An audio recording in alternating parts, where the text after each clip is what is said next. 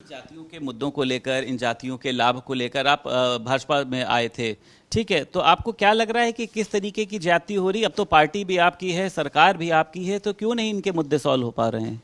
देखिए, इस देश के संविधान को अक्षर से लागू कराने के लिए हमारे लोग एक मुश्त कांग्रेस का बटन दबाते रहे सत्ता, लेकिन धोखा खाए कि कांग्रेस ने मेरी फाइल ही गायब करा दी जो आरक्षण की है, जिसपे नोटिफिकेशन। केंद्र सरकार में 9 साल, प्रदेश सरकार में 6 साल से आप ही की ही सरकार है ना सर, तो अब क्या हो रहा है तो सर? 1 साल से हूँ सरकार के साथ ना, तो 1 साल बेमिसाल हम वही तो बताने जा रहा हूँ जनता के बीच में कि पूरे 70 सालों में आप क्या खोए हो और 1 साल में क्या पाए हो।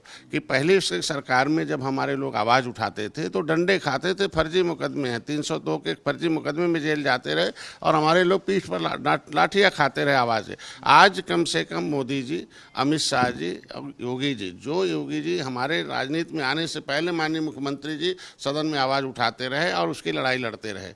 आज केंद्र में भाजपा की सरकार है, हमें पूरा उम्मीद है कि जिस तरीके से धारा 370 खत्म किया और जिस तरीके से राम मंदिर बन रहा उसी तरीके से मझवार आरक्षण भी लागू होगा। महासंपर्क सर अभियान की जरूरत क्यों पड़ी? ऐसा तो नहीं ओम प्रकाश राजभर के आने से कुछ जमीन खिसकने का डर है? आपको लग रहा है कि अपनी शक्ति भी हमको दिखानी चाहिए? जैसे कुछ होता क्या कि पिछली सरकारें थी, पिछली सरकारों पहले हम जो राजनीति का एक फंडा था कि निषाद के किसी आदमी को पकड़ो, कुर्ता पहना दो, पूरा वोट ले लो और फिर उसके बाद उस समाज को भूल जाओ, यही 70 साल का कहानी था।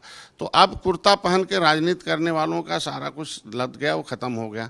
लेकिन अभी कुछ समाज में विभीषण है जो जाकर उल्टा पुल्टा समाज में बताते हैं कि डॉक्टर साहब मंत्री बन गए, डॉक्टर साहब सत्ता में आ गए, 1 साल से कुछ नहीं कर रहे हैं, आरक्षण भूल गए, आरक्षण उनके परिवार में। तो उनको बताना चाहता हूं कि पूरा परिवार बलिदान होने के लिए आया है, पूरा परिवार अपने करियर को दांव पर, नौकरी छोड़ के आया, इंजीनियरिंग छोड़ के आया, हमने अपने चलती हुई व्यापार को, व्यवसाय को छोड़ के आए समाज के लिए, और गांव में सोने के लिए, ज़मीन पर सोने के लिए। तो आज के दिन में उनको हम महाजनसंपर्क अभियान का है कि जो कुछ हमारे समाज के नेता हैं जो भारतीय जनता पार्टी को गुमराह करते हैं कि नहीं निषाद जो है बिना आरक्षण के वोट दे देगा, उसको आरक्षण की ज़रूरत नहीं है, ये नहीं है, वो नहीं। जिस तरीके से पिछली 1991 में धोखेबाजी हुई थी समाज को कि हमारे नाम को पिछड़ी जात में डाल दिया गया, जब हम ऑलरेडी अनुसूचित जात की सूची में सूचीबद्ध हैं और अनुसूचित जात का प्रमाण पत्र मिला था, तो कौन सा ऐसा आयोग ने रिपोर्ट दे दिया कि हमारा दशा सही हो गया, हमें पिछड़ी में डाल दिया?